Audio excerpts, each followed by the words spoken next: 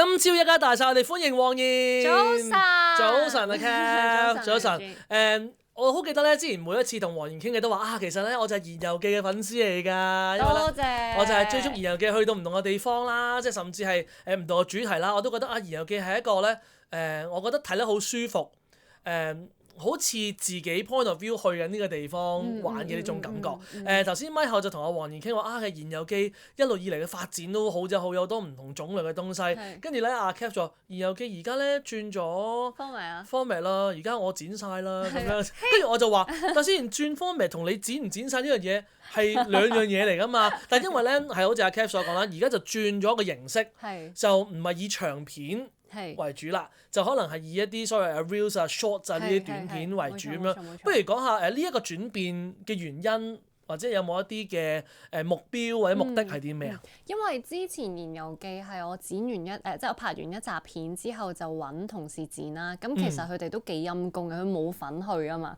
跟住又要幫我剪啦，咁係辛苦嘅。咁然後去到而家咧，我自己有時碌社交媒體嘅時候就好中意睇啲好 informative 嘅一啲片啊，即係例如我介紹有啲乜嘢餐廳可以去，介紹有啲咩 cafe 可以去。而呢樣嘢咧，其實我自己都好想同人分享咯，因為每一次去咧，我自己一個咖啡迷啦。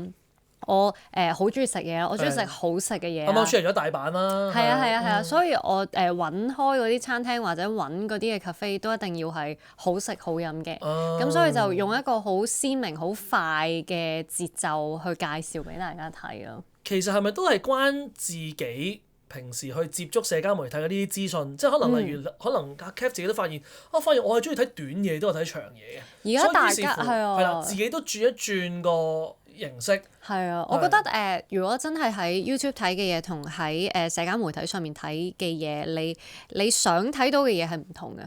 咁所以我覺得YouTube 可以有其他嘅嘢出現，而自己嘅社交媒體就可以有一啲再資訊性高啲、快啲，等大家一 catch 就可以 catch 到一個重點嘅東西咯。係，咁所以嗱，《言遊記》就記錄住黃妍去嘅唔同嘅地方啦。咁亦都話雖然轉咗 format 啫，咁但係亦都會繼續透過呢一個旅程嘅呢個元素去延續《言遊記》啊，延續《言遊記》嘅呢一樣嘢咁樣。嗱，轉眼間今年2025年就去到都好年尾嘅時候啦，即係成日都話每年都過得好快，或者過程當中時間過得好快嘅原因就係因為你係接觸好多唔同嘅工作。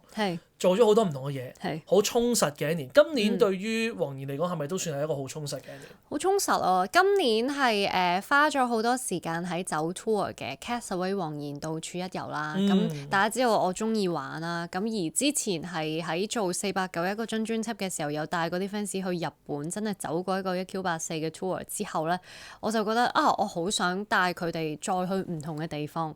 所以我就直頭有一個 live house 嘅 tour 帶佢哋去唔同地方。所以今年就有去過台灣啦，遠啲去過英國，去過荷蘭嘅。咁而我哋 Castaway 黃妍到處一遊嘅尾站就會喺11月11號喺東京咯。係，哇！其實同呢一班 fans 咧，即係嗱，以往見到 artist 可能同 fans 嘅相處，可能係啲 fans gathering 啦，就有機會見到啦，或者可能平時做 event 或者係一啲 show 會見到啦。咁但係講到要同 fans 一啲咁近距離，甚至係長時間相處，其實都唔係咁容易實踐到或者安排到㗎嘛。咁同埋嗱，成日都話可能身邊同朋友去旅行，或者係同一啲屋企人去旅行，你就更加知道佢嘅性格啊，或者更加知道佢係咪一個好嘅旅行腳啊。你嘅 fans 佢哋係咪都屬於好嘅旅行腳咧？幾好喎！即係當然我哋唔係成個 trip 都見到啦，好似上次咁樣走個 tour 其實就係幾個鐘頭內嘅事。但係我覺得幾 sweet 嘅，因為嗰個嘅經歷好印象深刻，就係我哋嗰年係喺中秋節正日，而去到個尾站咧，我哋就喺1Q84兩個主角最後相遇嘅嗰個公園下面啦。你見到個水滑梯啦，你見到個沙池啦。然後你抬頭見到一個好圓好光嘅月亮，大家就一齊喺度賞月，我覺得成個畫面好浪漫啊！咁所以我就好想帶佢哋去唔同地方。同埋我諗始終喺陌生地方開 show 有陣時，加上又有自己 fans 一齊啦。我諗其中一個最得意嘅感覺就係、一齊去揾 location 啊，係啊係啊，即係可能都係一樣有趣。即係例如以往香港來來去去做 show 多幾個地方，其實好多時都唔需要揾，都知道個 hall 喺邊啦，知道前面落車轉左就係啦咁樣。咁但係當大家去到陌生嘅地方，可能就係大家一齊揾嗰個 hall 喺邊咧，然之後一齊集體去 locate 一個地方嗰個發掘嘅過程，其實就好唔一樣，即係等於去旅行啫嘛。去旅行我望住個map，原來前面轉左轉右先去到嗰間餐廳嘅咁樣，其實都有個發掘嘅即係冒險嘅旅程感覺。即係我覺得係成個睇 show 嘅過程拉長咗，因為你去緊嗰個地方，你見到嗰啲風景都同喺香港唔同，嗰個都會係一個幾好嘅回憶咯。我覺得。既然好似黃怡所講，今年即係帶咗咁或者過去呢段時間帶咗咁多自己音樂去到唔同嘅地方做 tour，有冇話邊一個 tour 對於你嚟講喺即係 overall 城市裏面係最深刻嘅地方？我覺得台灣站同埋英國站都係深刻。台灣站我諗係最深刻，英國站就真係唔知點解次次去到英國，我唱歌都會喊嘅，係可能都真係好多移咗民喺嗰邊嘅香港人，你見到佢哋好渴求聽到廣東歌，咁你又會被感動到。咁而台灣就正正去返我被發掘嘅女巫店唱。我覺得嗰個好震撼嘅感覺就係我見翻我出道前就已經喺度嘅 fans 啦，我見到一啲台灣嘅 fans 啦，香港好多 fans 都去咗啦，成個場係坐爆晒，即係佢係企到滿晒。咁我再諗翻我第一次去女巫店唱嘅時候，其實真係每一台幾個人咁樣，咁我係好感觸嘅。其實我係行緊出去。我已經好感觸啊，然後一路唱緊嘅時候，我就覺得好似喺度同佢哋傾偈，一齊喺度回憶。其實好多 memory 彈翻晒出嚟，以前呢幾年經歷過嘅一啲畫面，嗰個係好感動咯，我覺得。所以好多時香港人話翻鄉下係翻日本啊，去日本玩咁樣。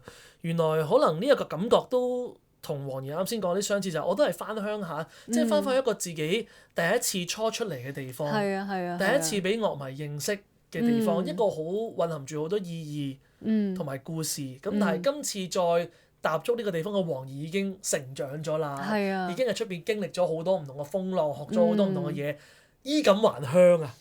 有啲咁樣嘅感覺，好感動啊！真係。係，所以呢啲都係屬於你嘅專屬回憶啦，亦都同於即係你同你嘅 fans 嘅啲專屬回憶啦咁樣。咁但係咧最近喺Kev 嘅啲社交媒體，甚至咧喺訪問當中咧，就知道 Kev 咧除咗中意做音樂，除咗中意去唔同嘅地方去玩啊，或者去做自己言遊記之外咧，金計呢兩個字都係有好重要嘅生活嘅一部分。嗱，好老實，我當初一知道呢件事嘅時候咧，我係完全對金計呢樣嘢係冇認識，好多問號係嘛？好多問號係咩嚟嘅咧？即係當然我之後再做啲功課啦，原來就係代表咧去嘗試維修一啲破爛破損咗嘅嘢咁樣。我想先問下 Kev， 金計對於你嚟講，你係幾時開始接觸呢樣？因為其實我哋整爛嘢好容易嘅事。係啊！我好常整爛嘢㗎，但係咧近呢幾年，即係如果有留意言遊記就知道，我次去親日本都會買啲瓷器翻嚟，好鬼靚啊！佢啲手做啊嘛。咁但係整爛咗又好唔捨得。雖然其實每次都會見到嘅，但係有陣時係啦，每次行都會見到嘅嚇。根據我見到言遊記裏邊嗰啲嘢，只不過係幾時睇到佢上眼啫。冇錯。咁跟住咧其實呢件事係發生喺我諗2年前咗，好似上年啊。我去旅行嘅時候見到有一 set 金計嘅東西啦。咁我心諗，我本身知乜嘢係金計，大概知嘅。咁我就諗我成日都整爛嘢，不如買定一盒翻去看門口啦。點知真係用到咁整爛咗隻杯，跟住自己慢慢磨。咁本身咧，我淨係知道有呢樣嘢，但我唔知道原來佢要咁花時間，即係原來唔係一晚可以解決到，我係要搞幾個月，因為中間每一個 step 都要等佢乾啦，打磨都要磨好耐咁樣啦。幾個月先可以完成修復到一隻杯咁樣，咁跟住我就覺得呢件事好有趣，因為而家你打爛嘢，你再買嗰件新嘅嘢係一件好簡單嘅事。太容易啦。係啊，同埋其實平好多，因為其實一個金繼 set 啦，佢真係用金粉嘅話咧，講緊每一盒咧係要過千蚊港紙，你去修補一隻可能幾十蚊嘅杯。咁但係每一件事、每一樣嘢，可能佢本身對你嘅感覺或者對你嘅回憶、對你嘅意義又係有喺度噶嘛。我其實係有曾經諗過放棄咗嗰隻杯嘅，我諗住再去買啦，因為好似上年再去京都嘅時候諗住買。即係喺整嘅過程當中，即係或者係啦，一路修復過程當中，覺得哇，好似都好成日都話長時間，好似唔係好符合經濟效益喎。即係當然啦，你樣樣有感情嘅、有故事嘅，面對經濟效益都好容易被打垮㗎。咁但係正係因為故事同埋感情係不能夠用經濟去選擇或者去數啊，咁所以就先覺得好啦，喺整嘅過程當中爭啲諗住買翻㗎啦。係買唔到，揾唔到一隻我覺得係靚過我本身打爛咗嘅嗰隻杯，咁所以我就修復，然後去到今年我再打爛多2隻碟。其實唔係咁中意啫喎。我唔係啊，我係即係成日都話個人中意嘅嘢係會好小心，好珍惜。係啦，我直頭咧係有一隻碟仔咧，我特登喺荷蘭諗住買翻去俾我阿媽啦。咁跟住係一隻好靚嘅嗰啲文青藍色啦。然後我係成個 packing 咧，我帶到翻屋企，我打開，跟住佢碎咗，即係真係四散咁樣。跟住我媽仲要話，擔心，跟住我媽仲要話登場啦。我媽仲要話呢隻係我最中意嘅藍色，跟住我話嚇咁點啊？咁我幫你整翻咯。咁跟住真係自己翻去整，但係整得好醜，所以我就的起心肝，我早排就上咗一個金繼修復嘅課程。我以為的起心肝去翻嗰邊買多啲，咁先係的起心。係咩？係兩種都係的起心肝。係，因為我覺得好可惜嘅，好似以前嗰啲人咧，你爛咗茶煲，你爛咗乜鬼嘢，你爛咗張被啊，你都係會揾方法去修補佢。一段關係破損咗，你都會揾方法去修補。但係而家啲嘢就係太快太方便，啲人會寧願我買過個新嘅，我要嗰個新嘅，都唔翻轉頭咯。係，咁但係你諗下啦，始終修復翻啲爛咗嘅、壞咗，即係我由瓷器呢樣嘢開始啦。好似啱先阿 Cap 所講，第一次去整嘅時候真係用好多時間，以月嚟計算去修補一樣可能本身其實價值並不是不菲嘅東西。冇錯。仲要修補咗唔代表係完美無瑕嘅喎。係啊。仲可能係有啲好清晰可見嘅痕跡嘅喎。冇錯。失敗過幾多次先去到成功啊？其實第一轉嗰個咧就冇話失敗嘅，純粹係一個過程非常肉酸啦。係第二轉修補嘅嗰兩隻碟咧，係我啲 friend 上嚟，咁我擺喺窗台等佢乾，因為乾每一次都成個月咁樣。跟住佢話哇，咁粗嘅一條線，佢話我話嚇好粗咩？唔係啊，因為我整緊嘅時候更粗啦，我已經打磨得好勁啦。跟住嗰個就真係失敗啦。嗰個就最近上堂嘅時候，我帶咗上去俾老師睇啦。跟住老師就有教我可以點樣再整好佢。即係原來咧，你即使係揾金繼修補咗嘅嗰樣嘢咧，你唔可以攞去煲咯。即係如果你係一個鑊啦，你係唔可以用金繼修補，或者佢以後係唔可以明火煮咁樣。咁明火煮會點咧？會分開。所以即使話你金繼修補得醜咧，你可以翻轉頭嘅，即係煲翻去就可以重新做。OK，即係透過加熱佢，令到佢當我冇做過嘢啦。係啦，咁其實成件事好浪漫咯，即係有啲嘢錯咗，呢件事係我覺得人生都好想有嘅嘢，就係當你做錯咗事，你可以翻轉頭喎，即係可以每一次做得再好。咁當然你嗰條疤痕永遠都會喺度，但係其實成個金繼嘅修補過程就係我最後我會有一條好顯然易見嘅疤痕，但係嗰條疤痕我可以整靚佢，我用金粉、用銀粉、用任何嘅粉，令到佢變得美觀。咁我就係追求嗰個美觀咯。係好有趣，好耐未見過一個人咧咁羨慕啲嘢做錯可以翻轉頭，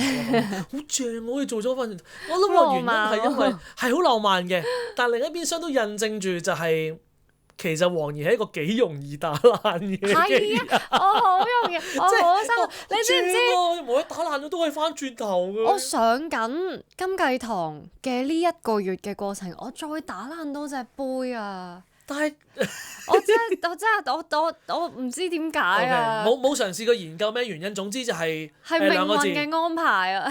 會唔會太浪漫啊？命運嘅安排5個字同埋論盡，即係咪論盡咧？